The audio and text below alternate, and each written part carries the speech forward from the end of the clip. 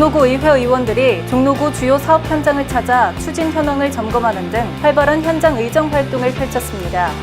종로구 의회가 관내 장애인 복지시설을 찾아 위문품을 전달했습니다. 종로구 의회가 한복사랑 캠페인을 성황리에 개최했습니다.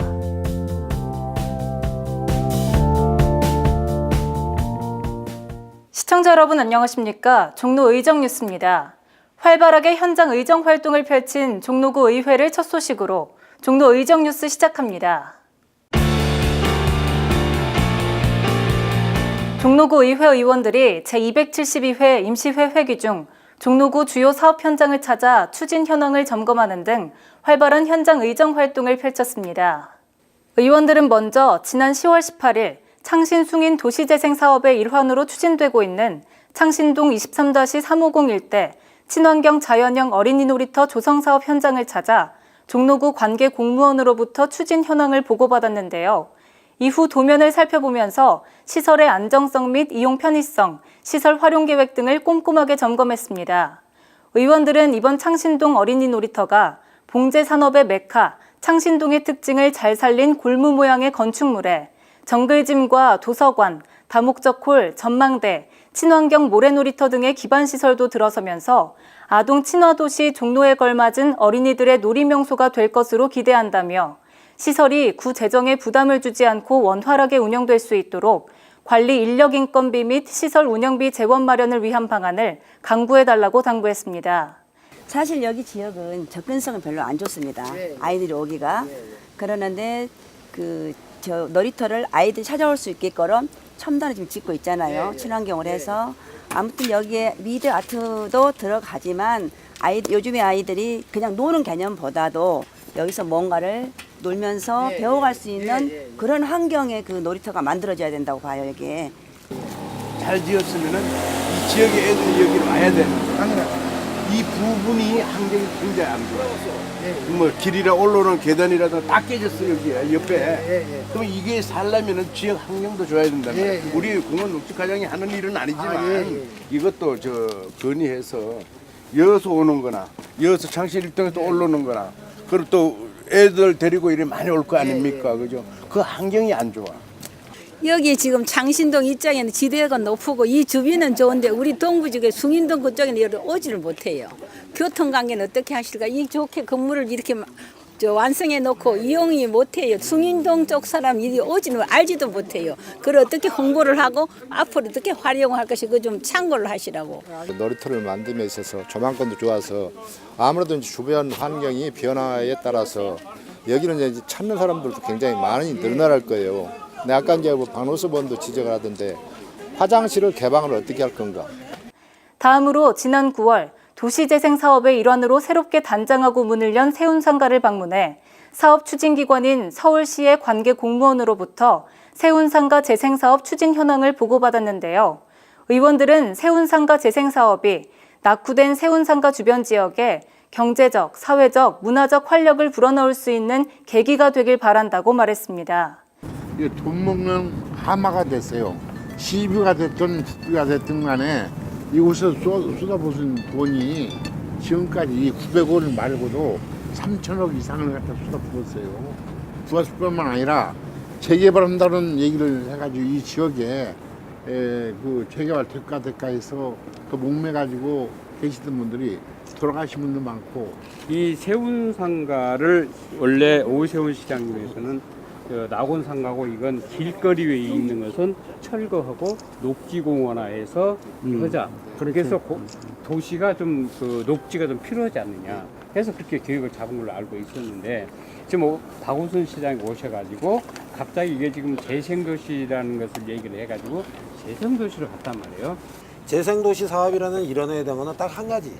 주민들이 생각하는 거는 그냥 있는 그대로에서에 대한 개발을 생각하신단 말이에요.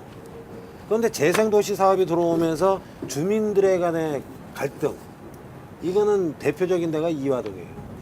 뭔가 어떤 큰 틀에 대한 돈을 저기로 좀 투자를 한다면 여러 주민들이 최고 우선이지만은 관하고도 거기에 대한 게 뭔가 이게 소통이 같이 다 돼줘야지 뭔가가 진짜 좋은 재생이 될 수 있는 부분이 되는데. 10월 19일에는 명륜동 와룡 공영주차장 및 문화센터 건립 현장을 방문해 종로구 관계자로부터 건립과 관련된 그동안의 추진 사항에 대해 보고받고 사업 내용을 점검했으며 시공사 및 감리사 관계자에게 안전하고 하자없는 시공과 꼼꼼한 감리를 주문했습니다. 종로구 의회가 관내 장애인 복지시설을 찾아 위문품을 전달했습니다. 종로구 의회가 지난 19일 관내 장애인 복지시설 라파엘의 집을 찾았는데요.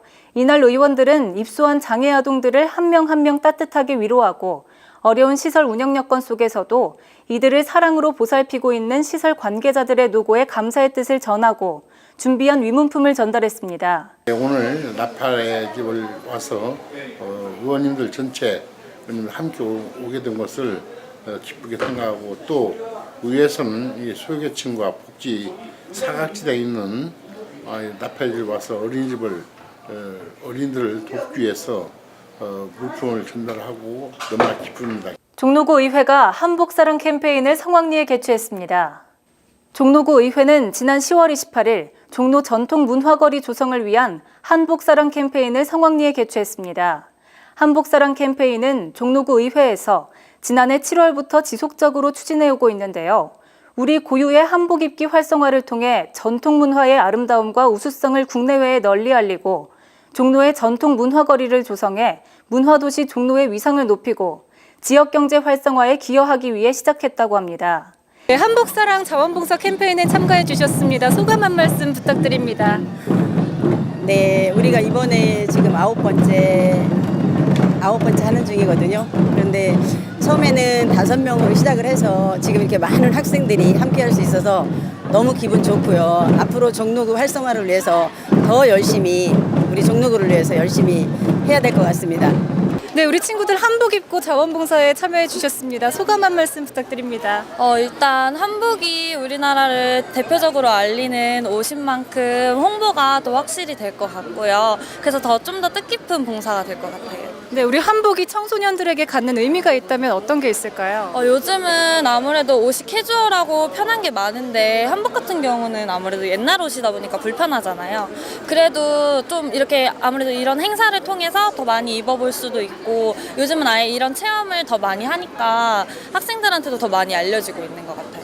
앞으로도 우리 종로구에 오면은 여러 청소년들이나 우리 또 남녀노소 누구나 다 같이 이렇게 한복을 입고 다니시면은 특히 이제 한복을 입은 분들한테는 고궁의 입장료가 이제 무료이기 때문에 많이들 오시면 우리 전국적으로 또 아니면 세계적으로도 많이들 오셔가지고 우리 고유의 한복을 잘 좀 보시고 또 이 한복을 많이 널리 알렸으면 좋겠습니다. 우리 문화를 동양의 문화 중에서 특이한 것이 선문화라고 하는데 이 한복은 특히 거기 대표적인 선문화의 어떤 장이라고 할 수 있습니다.